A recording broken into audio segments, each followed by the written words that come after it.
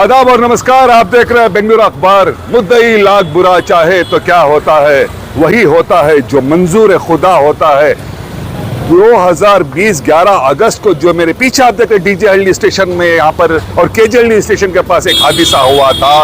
हुजूर पाक हजरत नबी पाक सल्लल्लाहु अलैहि वसल्लम की बेहुरमती का जो फेसबुक का पोस्ट हुआ था, उसके बाद जो हादसा हुआ था, दोनों यहाँ के स्टेशन को जला गया था।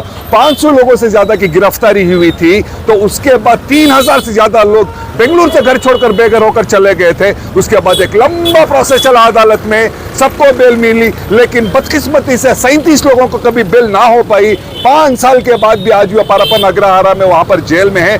आज एक लंबी जंग के अदालती जंग के बाद एडवोकेट रहमतुल्लाह कोतवाल की मेहनत से सुप्रीम कोर्ट ने 2 लोगों को बेल मंजूरी की है। थोड़ी देर पहले मैंने एडवोकेट रहमतुल्लाह कोतवाल से बात की। उन्होंने कहा कि बेल मंजूर हो गई है, कल उनके हाथ में ऑर्डर कॉपी आ जाएगी, कल शाम को वो बेंगलुरु आएंगे। आने के बाद दोबारा से उनके साथ हम मुलाकात करेंगे, फिर आप तमाम को बताएंगे कि प्रोसेस कैसा हुआ, किस तरह से डीजे हल्दी के इंसिडेंट में 2 लोगों को बेल हुई, ये हम आपको बताएंगे। ये पूरे डीजे हल्दी केजे हल्दी का जो इंसिडेंट हुआ था, जितनी गिरफ्तारियां हुई थी, उसमें मेरे साथ जो खड़े हैं मुजम्मिल साहब मेरे साथ खड़े हैं। इस इंसिडेंट के ये 1 और ये 2 ये हैं, इनके साथ हमने कई बार इस गुफ्तगू बात की, आज भी बात करते हैं। मुजम्मिल भी, आज सुप्रीम कोर्ट का जो फैसला आया है इस डीजे इंसिडेंट में 37 से 39 जितने भी लोग हैं, उसमें 2 लोगों की बेल हुए। इस पर आपका पहला रिएक्शन क्या?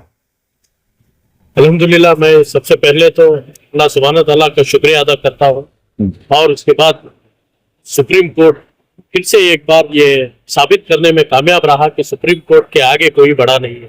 चाहे फिस्ताई सोच रखने वाले कम्युनल फोर्सेस कितनी भी कोशिश कर ले, वो उनके आगे, सुप्रीम कोर्ट के आगे कोई चलने वाला नहीं है। और इसी के साथ साथ मैं एडवोकेट रहमतुल्लाह कोतवाल साहब, जो बहुत ही एक स्ट्रैटेजिकली इस केस में काम किए और ये अक्यूजर्स का फाइल लेकर जाकर सुप्रीम कोर्ट में जो बेल लेने में कामयाब रहे, इनका मैं पहले तो बहुत ही शुक्रिया अदा करता हूँ। और इसके साथ साथ मुख्तलिफ उलमा इकराम भी हमारे काम किए हैं, जैसा हमारे मकसूद इमरान साहब, देवन से मैं भी उनसे पर्सनल कई चीजों में डिस्कशंस में या किसी को मिलना हो, सब चीजों में जो है राब्ता रखकर जो है काम किया है। इनका भी बहुत ही दिल की गहराई से शुक्रिया अदा करता हूँ। एक तरफ तो ये हमारे लिए बहुत बड़ी कामयाबी है।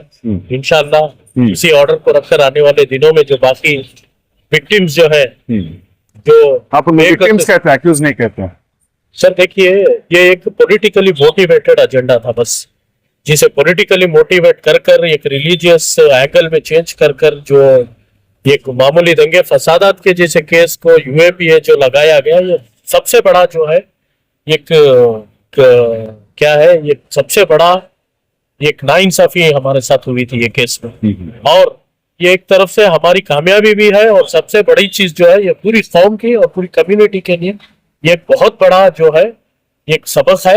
और ये हमारा सबसे बड़ा फेलियर भी है।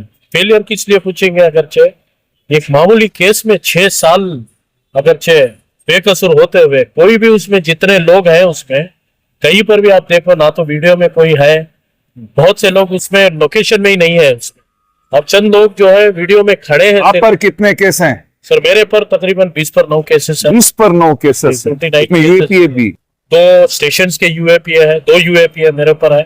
तो एडवोकेट्स के एक जद्दोजहद से अल्हम्दुलिल्लाह डिफॉल्ट बेल में 11 लोग हम लोग यूएपीए में आने में कामयाब रहे 1 साल के बाद। मुसलसल कई फोरम्स और कई एडवोकेट्स काम करने के बाद अल्हम्दुलिल्लाह आज फिर से एक खुशी का मौका आज डीजे हल्दी केजे हल्दी के विक्टिम्स के फैमिलीज को देखने मिल रहा है इस बेल की शक्ल में। अच्छा, सबसे इंपॉर्टेंट बात यह बता दूं कि थोड़ी देर पहले मैंने आरिफुल्लाह को रहमतुल्लाह कोतवाल साहब से मैंने बात की, उनके इस बारे में डिटेल उन्हें बताया। मैंने उनसे एक सवाल किया था, सर इस केस में कितने बार आप दिल्ली गए? उन्होंने कहा कि कम से कम 8 से 10 बार दिल्ली गए हैं। मैं बोला खर्च कितना आया? तो बोला 8 से 10 लाख का खर्च आया। मैं बोला क्या किसी ने पैसा दिया? वो खामोश रह गए। मैंने उनसे सवाल किया, क्या आपके खुद के पैसों से आपने ये पूरा घूम कर आपने किया? तो उन्होंने थोड़ी से हाँ में जवाब दिया। अल्लाह भला कर इस इंसान का जो लोग इस तरह मतलब है। सर अभी आगे का रास्ता, जो बाकी के जो लोग हैं उनको क्या लगता है, क्योंकि आप रेगुलरली इसको फॉलो करके आप पे इतने ज्यादा 29 केसेस आप पर है, आगे का रास्ता कैसा रहेगा लीगली? इंशाल्लाह ये कोर्ट की एक ऑर्डर कॉपी कल इंशाल्लाह आएगी। मैं भी सुबह जैसे ये केस का ऑर्डर हुआ, कोतवाल साहब फोन कर बोले कि अल्हम्दुलिल्लाह आज हमें बहुत बड़ी कामयाबी मिली है बोलकर।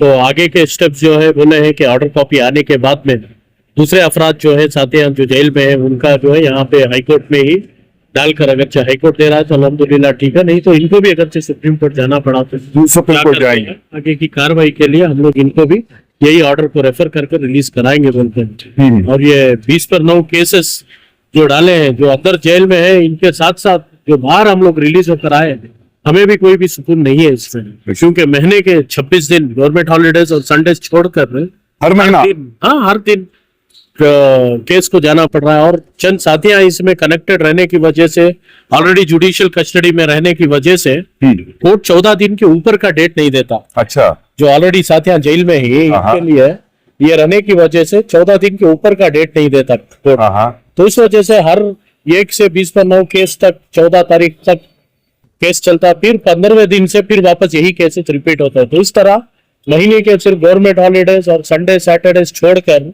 महीने के पूरे वर्किंग डेज कोर्टों में गुजारना पड़ रहा है। और इतने हालत है जो साथियां अटेंड कर रहे हैं, इसमें एक साथी जॉन्डिस की वजह से इंतकाल हो गया, क्योंकि उसे टाइम ही नहीं मिला जाकर अपना इलाज करने के लिए। सुबह कोर्ट को आ रहा है, शाम के 6 बजे तक कोर्ट में सड़ना पड़ रहा है। और इसके साथ साथ एक लड़का डीजेहल्ली के स्टेशन के पास का ही लड़का, एक मिडिल क्लास फैमिली का, मैं जेल को जाके आ गया, खानदान में मेरा नाम खराब हो गया बोल के सुसाइड करके फांसी डाल लिया। इसमें ये सारी चीजों को हम लोगों को जवाब देना पड़ेगा। कौम के लीडर बोलकर जो लोग हैं, इन सबको जवाब देना पड़ेगा कि एक छोटे मसले पर इतना बड़ा एक अरसा जो गुजरा, इनके घर वालों की हालत क्या हुई। कई ऐसे घर हैं जिसके घरों में बाप इंतजार करता करता बाप का इंतकाल हो गया, माँ इंतजार करती करती माँ का इंतकाल हो गया। कई घर में ऐसे है कि जो फैमिली सब तलाक के हद तक आ गए हैं, बीवियां छोड़ने पर बैठ गई है। अगर ये सारा एक तरफ हम लोग ये कामयाबी कर भी बोल सकते हैं, और दूसरा जो है ये कम्युनिटी का बहुत बड़ा फेलियर है।